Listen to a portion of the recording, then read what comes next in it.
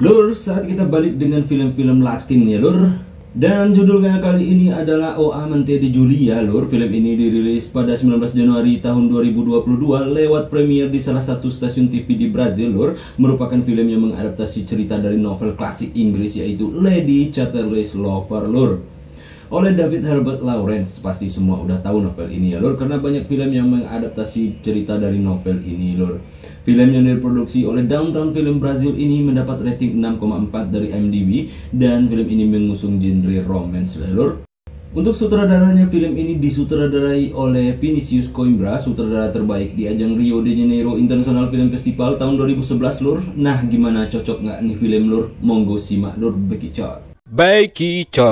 Dan siapa mereka ini? Perkenalkan lur, ini si bini bernama Julia, diperankan oleh Bianca Bin. Hari ini dia menemani lakinya bermain skydiving. Nah, perkenalkan pula dengan si lakinya ini lur, namanya Lucas, diperankan oleh Sergio Guize. Mereka berdua baru aja menikah ya lur. Julia saat itu merekam semua aktivitas mereka di sana lur. Maklum pasangan baru, semua momen pasti pengen direkamnya ya lur. Julia melihat saat itu si Lucas terjatuh saat bermain skydiving lur. Karena lakinya berpengalaman, Julia yakin lakinya nggak akan apa-apa lur. Karena dia sudah sangat berpengalaman, pikirnya lur. Dia masih merekam juga video dengan suasana bahagia, ketawa ke TV nggak jelas ya lur. Dan ternyata tidak lur. Kecelakaan saat itu berakibat yang sangat fatal untuk si Lucas lur.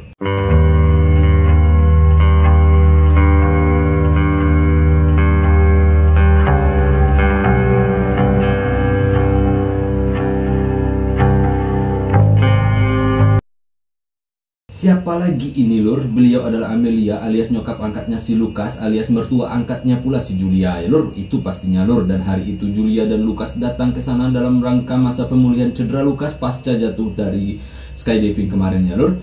Mereka mutusin tinggal di sana. Nah, lihatlah kondisi Lucas lur. Dia di atas kursi roda, dia lumpuh, dan parahnya lagi Johnny si Lucas juga bermasalah rupanya lur. Otomatis Julia harus tertunduk lesu dengan keadaan Johnny-nya si Lucas itu ya lur. Eu espero estar à altura dos cuidados que vocês merecem. Oh, já tô me sentindo em casa. Obrigada. Dona Amélia, minha segunda mãe.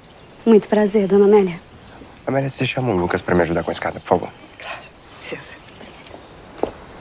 Akibat masalah tersebut, kepercayaan diri si Lucas sangat drop banget lur. Dia nggak percaya diri lagi, dia takut dengan Julia yang nggak sayang lagi sama dia dan ninggalin dia. Tapi Julia ini selalu support Lucas lur, dan meyakinkan Lucas bahwasanya cintaku nggak akan pernah pudar terhadap abang, katanya lur. Hanya abang yang ada di dalam hati adek, begitulah kiranya lur. Keluarga Lucas adalah keluarga sultan ya lur. Nyokapnya punya tukang kebun yang sudah bertahun-tahun bekerja di sana, dan dialah yang membantu Lucas untuk kesana kemari menggendong dan mendorong kursi rodanya Lucas lur. Dia adalah Casio, diperankan oleh Romulo Estrella. Satu perubahan signifikan dari Lucas adalah temperamennya lur. Semenjak lumpuh dia suka temperamental. Semua karena terpengaruh dari rasa percaya dirinya yang jauh berkurang ya lur. Dia suka seuzon sama bininya lur, dan itu membuat Julia risih juga, dicurigai terus. Padahal dia nggak kenapa-kenapa ya lur. Dia sangat setia lur. Oleh karena itulah Julia pergi menenangkan diri keluar lur. Disitulah dia mengobrol dengan si Casio yang sedang membersihkan kebun, di mana si Casio terlihat sangat sopan banget lur. Apalagi status Julia ini bini dari anak majikannya, tentu dia menghormatinya ya lur. Dan mereka pun berkenalan singkat siang itu lur. Nah, malam itu terlihat pula Julia cekipiu sendiri lur. Dari sini sudah bisa ketebak lur arah cerita film ini. Malam berikutnya Julia mencoba mancing dikit lur, mana tahu Lucas bisa, namun sayang sekali lur, Lucas menolak dan malah membuat Julia tersinggung dengan perkataannya ya lur. Kesal dengan itulah Julia menghilangkan pikirannya akan tentang bergelut dengan bermain piano di tengah malam ya lur. Si Julia sendiri hobi dengan musik ternyata lur. Dan saat itu pula ternyata si Casio yang tengah bersihin kebun melihat Julia dari balik jendela. Dia melihat Julia sangat bagus bermain piano. Ternyata Casio ini seorang musisi jalanan dulunya lur.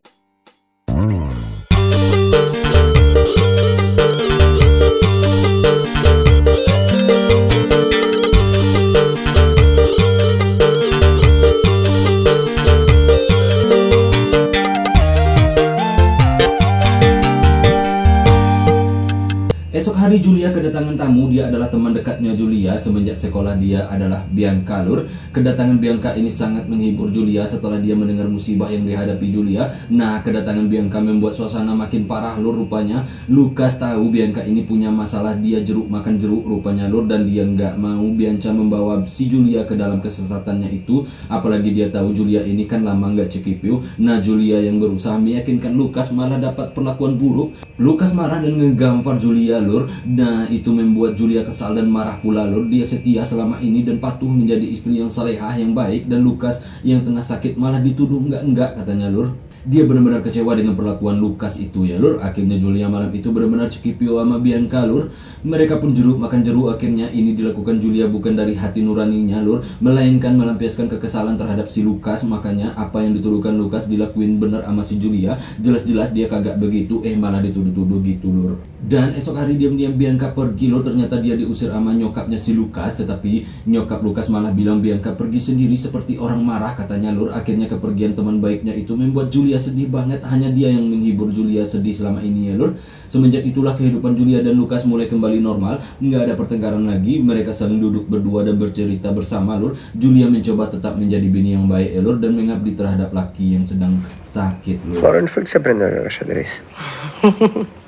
Até ganhei uns campeonatos. Cuidado comigo, hein, Cássio? Eu frequentei um clube aqui da cidade. Vamos terminar amanhã esse jogo? Fiquei bem cansado agora.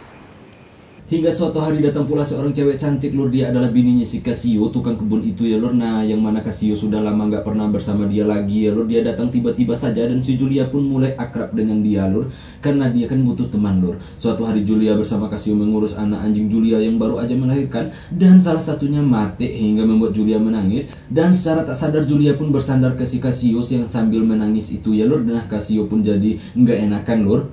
Casio mengalihkan kesedihan mereka dengan mengajak Julia ngobrol, dan Casio menunjukkan foto-foto dirinya saat menjadi musisi jalanan dulu. Nah, lewat inilah mereka menjadi klop karena mereka sama-sama suka sama musik ya lur. Bahkan Casio menyanyikan lagu kesukaan Julia dengan gitarnya lur. Julia pun jadi klepek-klepek akhirnya lur. Masih dapat ku tahan, tapi kini sakit lebih sakit. Kecewa karena cinta. Esok harinya Julia yang udah klepek-klepek sama si Casio ini tiba-tiba saja mendatangi pondokan Casio yang ada di belakang rumah lur. Dan dia pun langsung aja ngecikipiunya, dan akhirnya pepet-memepet pun terjadi di antara mereka. Dan Julia pun akhirnya secara sah dan resmi cikipiu sama Casio si tukang kebun itu ya lur. Usai cikipiu, Casio meminta maaf ke Julia, namun Julia mengatakan bahwa ini adalah kemauan dirinya dan Casio tak perlu meminta maaf. Casio pun jadi terperangah mendengar itu lur. Beruntung banget gue pikirnya ya lur. Bukan sekali itu doang lur, si Julia sulit menjauh lur, dan mereka esok hari secara nggak sengaja bertemu di belakang rumah lur. Melihat situasi yang mendukung, akhirnya Julia dengan langkah 1000 kembali memancing dan pepet-memepetlah mereka di belakang itu lur. Ini untuk yang kedua kalinya ya lur. Dan semenjak itu mereka mulai lupa dengan dunia di sekeliling mereka dan asik di antara mereka berdua aja lur.